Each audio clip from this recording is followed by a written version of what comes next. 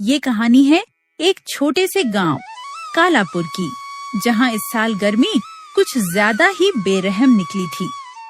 जमीन फट रही थी, तालाब सूख चुके थे और आसमान में सूरज जैसे आग बरसा रहा था। गांव के कोने में एक पुरानी झोपड़ी में रहता था रामू, एक गरीब लेकिन मेहनती किसान। उसके पास एक छोटा सा खेत और उसकी प्यारी बेटी बिट्टो थी। बाबा, इस बार भी स्कूल की फीस नहीं भरी तो मास्टर जी मुझे निकाल देंगे।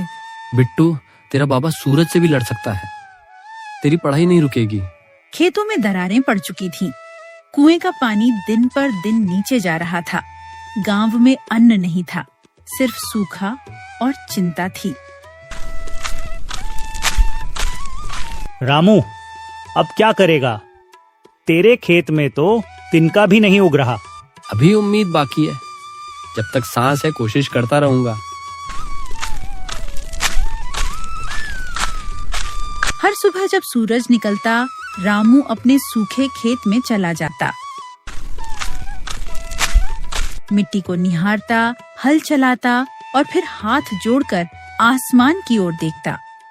ए धरती माँ, मुझे नहीं चाहिए सोना, बस थोड़ा पानी दे दे ताकि मेरी बिट्टू का सपना सूख न जाए। रामू, खेत बेच दे, बेटी को शहर भेज दे काम करने के लिए। तेरे बस की नहीं अब ये खेती। साहूकार जी, खेत बिक जाए तो किसान मरेगा और बेटी का सपना भी।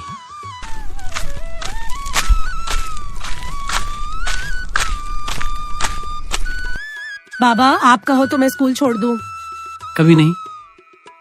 तू पढ़ेगी, मास्टरनी बनेगी और मुझे गर्व से पुकारेगी, ये मेरे किसान बाबा हैं।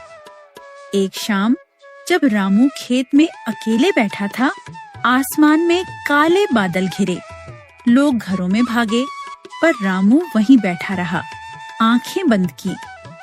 और फिर बूंदें गिरी धरती पर, रामू के चेहरे पर और उसके सूखे सपनों पर। धरती माँ, देखो बारिश आ गई, अब मेरी बिट्टो पड़ेगी। एक महीने बाद खेत में हरियाली थी, बिट्टो स्कूल जा रही थी और रामू हल चला रहा था। लेकिन अब उसकी आंखों में आंसू नहीं, चमक थी। बाबा, इस बार मेरी क्लास में मैं अव्वल आई। नहीं होगी, तू किसान की बेटी है, हार मानना हमें आता ही नहीं। गर्मी चाहे कितनी भी तीव्र हो, किसान की उम्मीद उससे भी तेज होती है।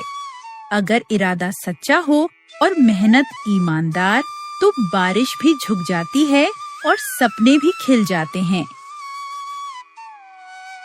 Please like, share and subscribe. Thank you.